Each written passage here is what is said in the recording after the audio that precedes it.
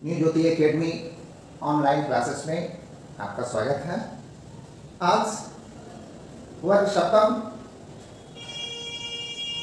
को हिंदी विषय में काव्य पाठ यानी कविता पढ़ा रहे हैं और कविता का शीर्षक है दिखावा। कविता का शीर्षक है दिखावा। दिखावा शीर्षक कविता के रचयिता कविवर रमेश टैलन जी हैं और उन्होंने इस काव्य के माध्यम से दुनिया के बाह्य आडंबरों की चर्चा की है। लोग बाहरी दिखावे, तामझाम आदि पर विशेष ध्यान देते हैं। तो कविता की पंक्ति है कि ईंट पत्थर पर टिकी आराधना कमजोर होती है। ईंट पत्थर पर टिकी आराधना कमजोर होती है, जो दिखावे के लिए हो, समझिए, जो दिखावे के लिए हो प्रार्थना, जो दिखावे के लिए हो प्रार्थना, वह शोर होती है। टैलन जी ने जीवन के वास्तविकता को सबों के समक्ष लाने का प्रयत्न किया है। वो अपने कविता की पंक्तियों के माध्यम से ये बतलाने की चेष्टा करते हैं कि ईंट पत्थर पर टिकी आराधना कमजोर होती है, अर्थात ईंटें और पत्थरों से बने हुए जो, मैं यूं कहूं, जो तीर्थ स्थल होते हैं, हॉली प्लेसेस, तो वहां पर जाकर जो आराधना की जाती है, जो प्रेयर किया जाता है, जो भी याचनाएं की जाती है, और वो यदि दिखावे की होती है तो वो बहुत कमजोर होती है। वो सच्चे हृदय से लोग प्रार्थना नहीं करते, बल्कि दिखावे के लिए सब करते हैं। और जो प्रार्थना दिखावे के लिए किया जाए, तामझाम किया जाए, बाहर आडंबर को लाया जाए, तो वो प्रार्थना नहीं, बल्कि वो एक प्रकार से शोर कहलाता है। वो हल्ला गुल्ला है, शोर शराबा है, दिखावा है। प्रार्थना दिल से की जाती है, आत्मा से की जाती है, आत्मा से परमात्मा का तार जोड़ा जाता है, वो प्रार्थना होता है। ये नहीं लाउड स्पीकर लगा दिया, माइक लगा दिया और यहां से आवाज दे रहे हैं, ईश्वर को पुकार रहे हैं, बहुत सारी बातें कर रहे हैं कि ताकि लोग जाने, दुनिया जाने कि प्रेयर हो रहा है, प्रार्थना हो रहा है। तो वैसी प्रार्थना नहीं है, वो दिखावा है।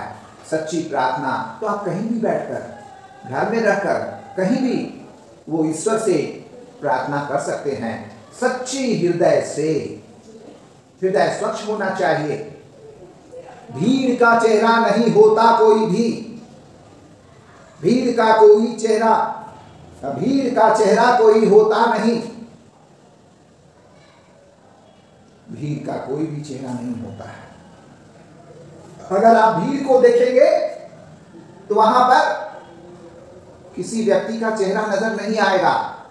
कोई इधर आ रहा, कोई उधर आ रहा, कोई उधर जा रहा, लेकिन लोगों की हाथ नजर आएगी। बहुत सारे हाथ है, कुछ इधर है, कुछ इधर कर रहा है, कुछ जो भी क्रियाकलाप में वो लीन है, तो उनके हाथ नजर आएंगे, हजारों हाथ नजर आएंगे, लेकिन चेहरा नजर नहीं आएगा। अर्थात भीड़ का कोई रूप नहीं होता है। तो भीड़ का चेहरा नहीं होता कोई भी, भीड़ के केवल हजारों हाथ होते हैं, और उन्मादी किस्म के लोग ही बस, भीड़ की परछाइयों के साथ होते हैं। अर्थात जो उन्मादी व्यक्ति होते हैं वही भीड़ का परछाई बनते हैं, भीड़ों का साथ देते हैं, लोगों के साथ होते हैं। भीड़ क्यों है? ये पूछने पर कोई सही जवाब नहीं देता कि भीड़ क्यों है। बस भीड़ है। कहां जा रहे हो? पता नहीं, बस जा रहे हैं। लोग जा रहे हैं, मैं भी जा रहा हूं। क्या बात है? पता नहीं, हम भी जा रहे हैं, देखेंगे क्या बात। तो ऐसे लोग, उन्मादी किस्म के लोग भीड़ के परछाइयों के साथ होते हैं। लोग जिनकी देह तो क्या आत्मा भी चोर होती है। शरीर से चोर होना अलग चीज है, मन भी चोर होता है, आत्मा भी चोर होता है, क्योंकि वो दिल से, आत्मा से कोई काम नहीं करते, वो दिखावे का काम करते हैं, यानी देहचोर होते हैं।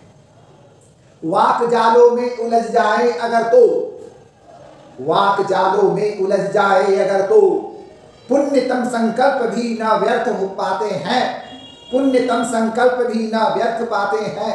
मैं फिर से बता दूं कि वाक जालों में उलझ जाए अगर तो, पुण्यतम संकल्प भी ना अर्थ पाते हैं।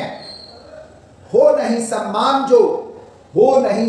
जो संपूर्ण रचना का, हो नहीं सम्मान जो संपूर्ण रचना का, धर्म हो या कर्म सारे व्यर्थ जाते हैं।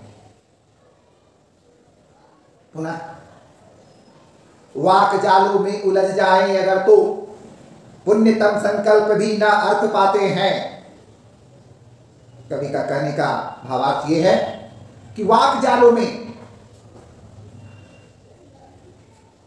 भोले भाले लोग बातों के जाल में फंस जाते हैं। बहुत सारे लोग सीधे साधे लोगों को चिकनी चुपड़ी बातों में उलझा लेते हैं, और यही कारण है कि जो अच्छे मार्ग पर चलने वाला था, जिनका जीवन सरल था, पुण्यतम था, तो ऐसी दशा में पुण्यतम संकल्प वाले लोग भी कोई अर्थ नहीं पाते हैं। हो नहीं सम्मान जो संपूर्ण रचना का, ये संपूर्ण रचना जिसे ईश्वर ने बनाया है, और इस दुनिया का, प्रकृति का अगर सम्मान नहीं होता है, तो धर्म हो या कर्म सब के सब व्यर्थ हो जाते हैं।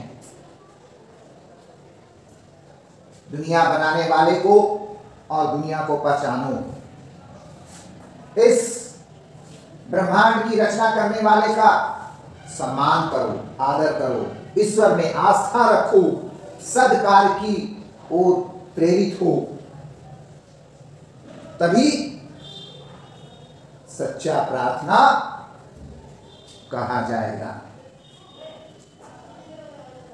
अंत में उन्होंने कहा है कि संधि कर ले काली मां से, संधि कर ले काली मां से तो अपाहिज भोर होती है, और जो दिखावे के लिए हो प्रार्थना वह शोर होती है। तो रमेश सैलम जी ने अंततः ये बतलाया है कि काली मां से